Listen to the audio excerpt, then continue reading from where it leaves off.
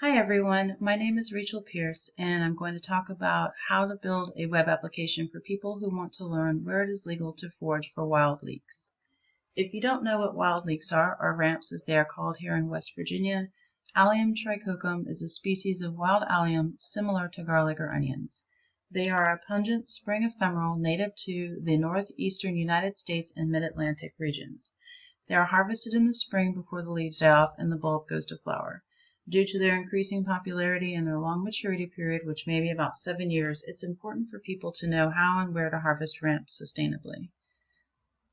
So now I'll discuss my workflow for building the web app. The goal is to show people where it's legal to forage for ramps on public lands.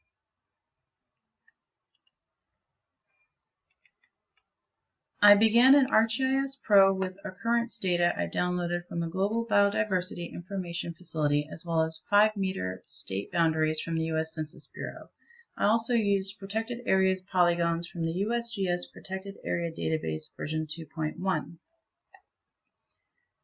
I had a digital drawing of a ramp I made a few years ago, so I used that as my symbology for the occurrence points. You can customize markers by clicking on the point feature you want to symbolize, which opens up the formatting panel. If you click on Properties and then the Layers button and ensure that the shape marker is chosen, you can then select an appropriate image file. In my case, it was an EMF file, but you can also use SVG. I created this in a separate program called Inkscape, which is an open source scalable vector graphics program. Once your symbology settings are set, you can go ahead and click Apply and then move on. I then chose to summarize incident points here in Pro as I wanted to display the occurrence counts over time by state using the graduated color symbology instead of graduated points. So we can see that here. I used the summarize by incidents count using state boundaries as my input feature, and then ramp occurrences as the input summary feature. I gave the feature class an output name and then select run. And this is the output that we see.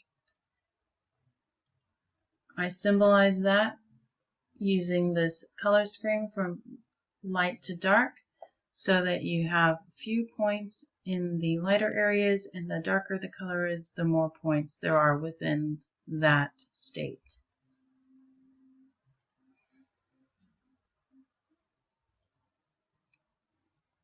I ended up downloading the protected areas by region only to merge them all back together into one layer, but these areas were symbolized by public access type of open, restricted, unknown, and closed.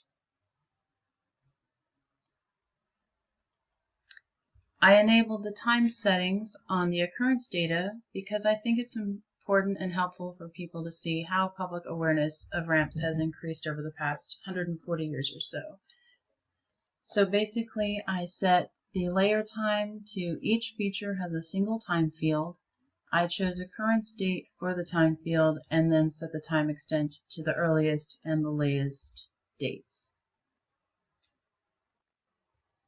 If you click on the time slider here and make sure there's an interval here, just to make it quicker, we can hit play and see how the occurrences change over time. You can also set them to accumulate over time as well.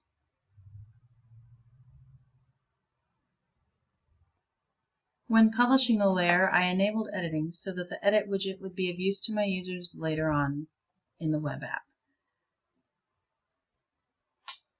Right now it shows overwrite web layer, but I just wanted to show the general details, so I filled out the summary, gave it some tags.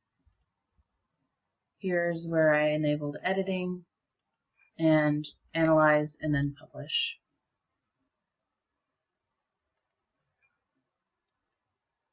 Once these layers were published to my ramp project folder in my content on ArcGIS Online, I configured the pop-ups for each layer to simplify what viewers see instead of the lengthy jargon from the attributes table. And you can see that here. It's very simple, just a few things.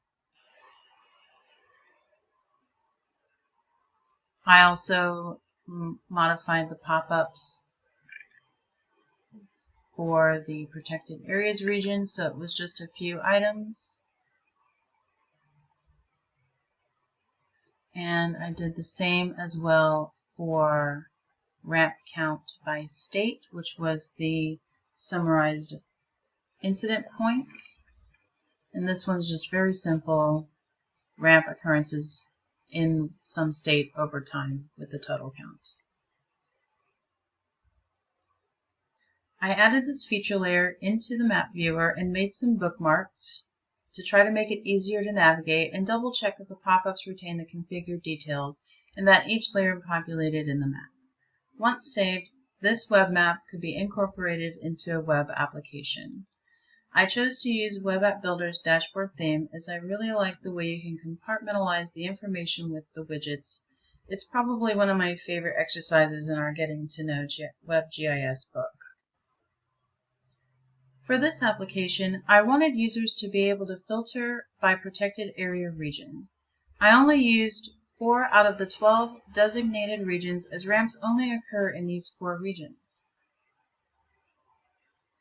You can then turn on the filter by state option, and if you choose a state within that region, the map will automatically zoom and show only the ramp occurrences for those filters.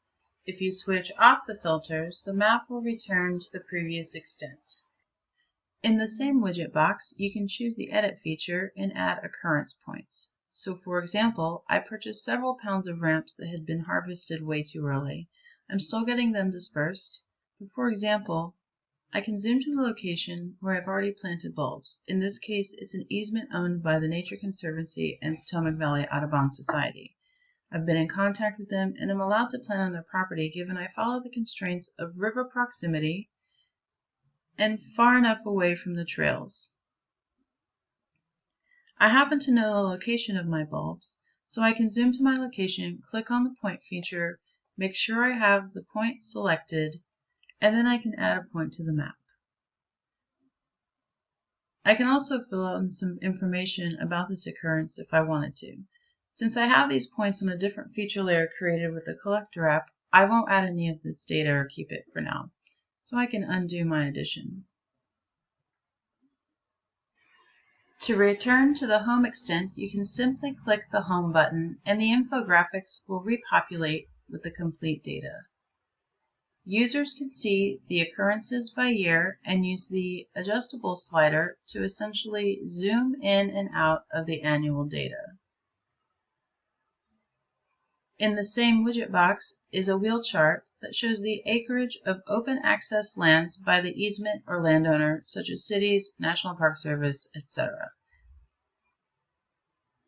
This was set by choosing to display values by category using the owner name and assorted GIS acreage fields with the acreage as the value.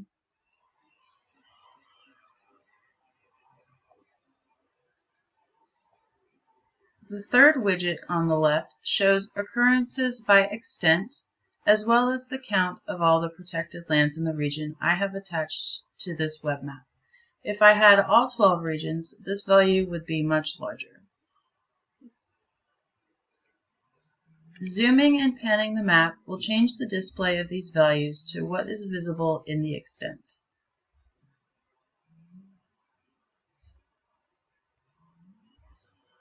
The next infographic shows a bar chart of occurrences by state, as well as a graph of protected areas by public access type. This one may take a bit to load due to the number of polygons, but once it's there, you can switch back and forth and see each of them easily. These values are also interactive with zooming and panning the map. The occurrences by state can be adjusted with the slider.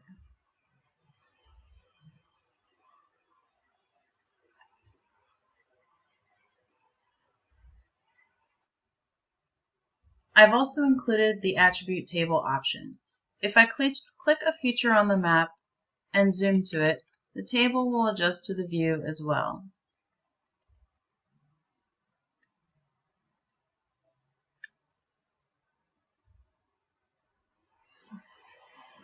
Before I get to the final widget box, I will go back to the top here and show how users can make layers selectable or none at all.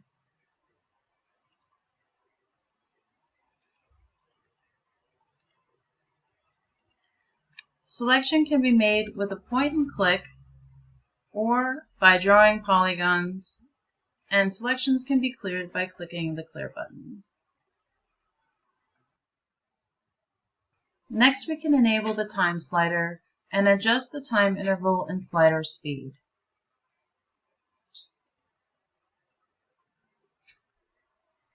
The main purpose of this feature is again to show the increase of occurrence observations over time.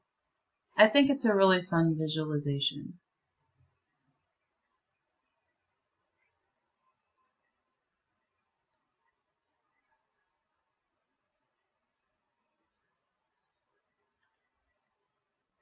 In the last widget box, we have analysis, sharing, and printing. I've chosen for users to be able to aggregate points, so they can choose occurrences to be aggregated, for example, by the protected regions, and in return, a layer will be saved that will show the summarized points with graduated symbols where they overlapped one of the protected areas. A user can calculate point density on the occurrences, which will generate a raster layer. You choose the occurrences for the point layer, and I've left everything else normal. Set my result layer name. But before I do this, I think it makes more sense to do this on smaller sections of the data, such as a decade, year, or a month's worth of occurrences. So if we go to the custom filter option back at the top left, we can select the point layer and add an expression. For example, the occurrences between April 1st, 2021 and May 1st, 2021. And then we can try running the density analysis based on this filtered data. I already have done this, so I'll just come over here and turn the layer on. We'll zoom to it.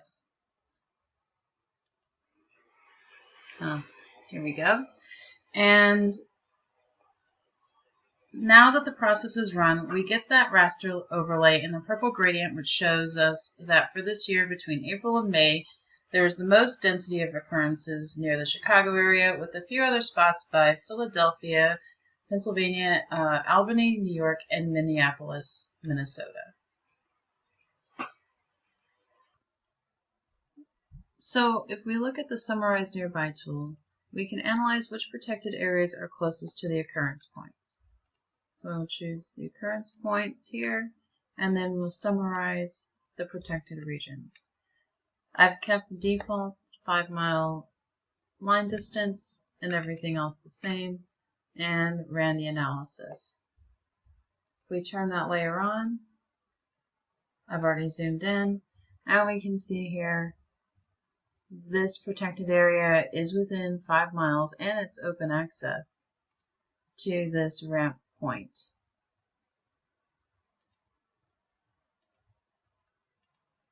So someone looking at this could say, okay, I'm close enough, I can go to this little area and maybe there'll be some ramps there. Finally, we can share a link to the app, embed on a website, and print to a PDF file. I really hope you enjoyed learning how I made this web application. Thank you so much for your time.